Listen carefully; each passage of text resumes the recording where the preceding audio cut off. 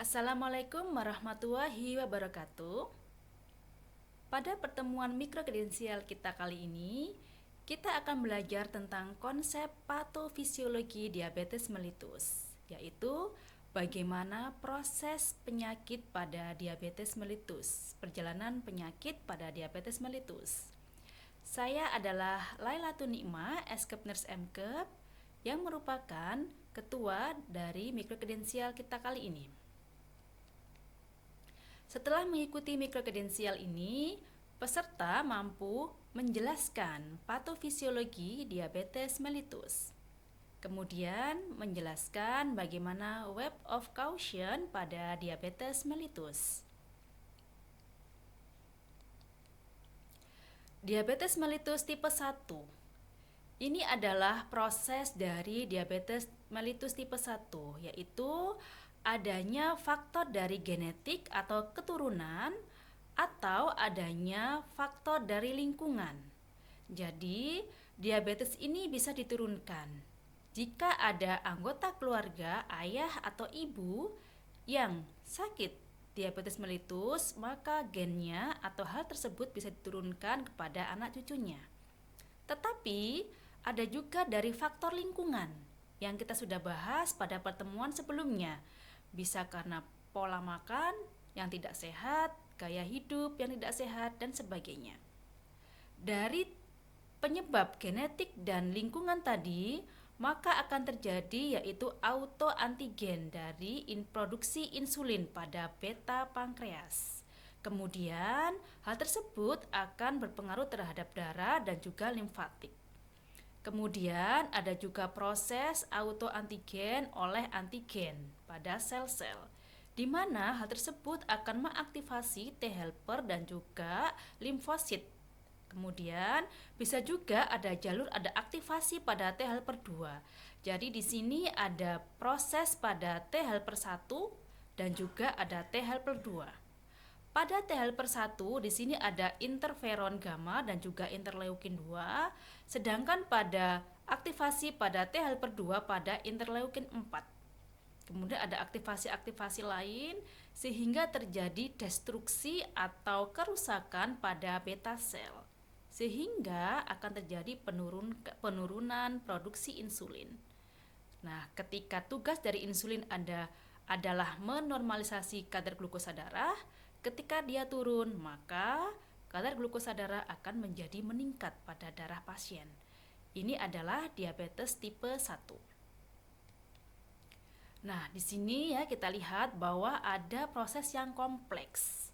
Nah, ternyata selain faktor lingkungan genetik dan juga ada faktor lingkungan gaya hidup, ternyata hasil penelitian juga membuktikan ternyata ada berbagai virus juga yang berpengaruh, yang memiliki andil atau memiliki faktor yang menyebabkan terjadinya gangguan pada produksi insulin, yaitu ada enterovirus, ada coxsackie-virus, dan juga ada infeksi mikroorganisme, misalkan Helicobacter pylori pada lambung. Ternyata hal tersebut juga meningkatkan resiko DM tipe 1. Jadi setelah saya jelaskan tadi, ternyata ada faktor-faktor infeksi lain juga yang berpengaruh terhadap terjadi perubahan atau terjadi proses penyakit pada DM tipe 1. Kemudian kita akan membahas tentang diabetes tipe 2. Bagaimana diabetes tipe 2 ini, yaitu adanya sel-sel sasaran insulin yang gagal atau tidak mampu merespon insulin secara normal. Sel beta mengalami gangguan pada sekresi insulin pada fase pertama, yaitu sekresi insulin gagal mengkompensasi resistensi insulin. Nah, di sini ada proses, yaitu selain ada genetik juga ada obesitas. Ternyata juga adanya juga obesitas ini dipengaruhi oleh diet dan juga aktivitas yang kurang. Nah, di sini produksi insulin cukup sebetulnya, tetapi adanya resistensi insulin.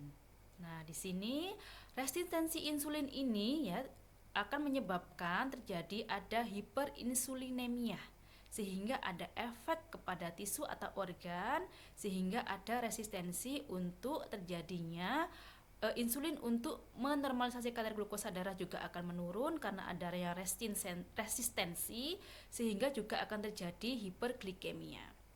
Jadi produksi insulin cukup tetapi ada resistensi karena berbagai macam faktor pada DM tipe 2.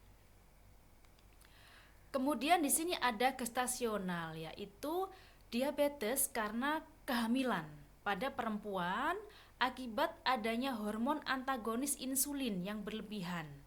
Di sini yaitu menyebabkan DM tipe 2 dan juga komplikasi metabolik dan kardiovaskuler pada bayi. Biasanya bayi yang dilahirkan pada ibu dengan gestasional DM ini, bayinya akan menjadi ukurannya besar atau makrosomia. Ini adalah secara umum diabetes mellitus ya. Jadi karena adanya reaksi autoimun, ada genetik yaitu mutasi gen HLA ya, kemudian ada disfungsi sel beta pankreas.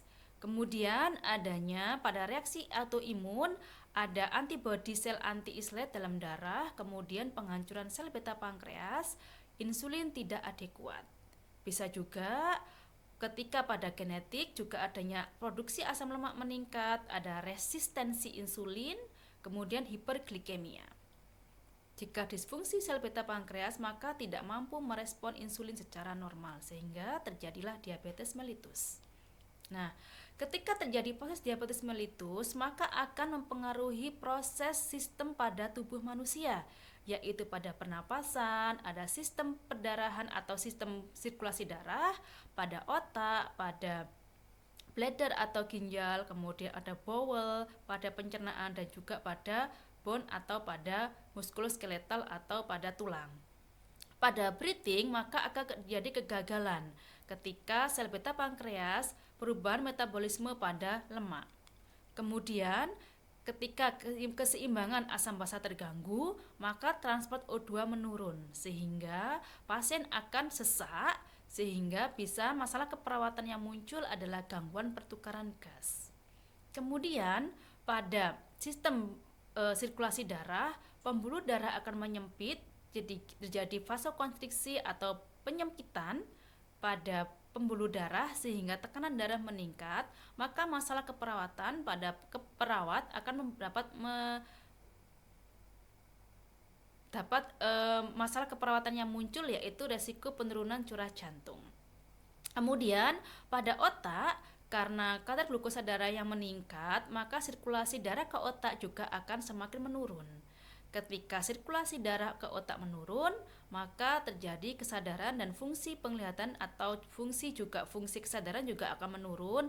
Maka pada pasien kita bisa mengambil masalah keperawatan, risiko cedera.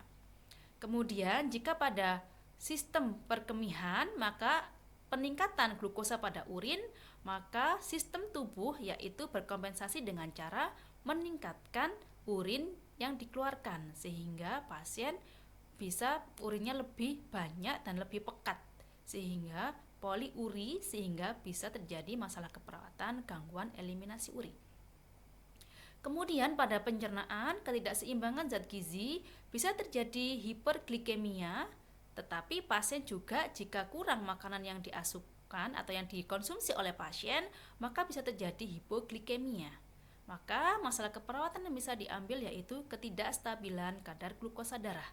Dan MK atau masalah keperawatan ini adalah yang sering diambil oleh seorang perawat. Tetapi kembali dilihat dari keadaan pasien, keadaan umum pada pasien. Tapi masalah keperawatan ini yang sering diambil atau yang sering terjadi pada pasien diabetes mellitus.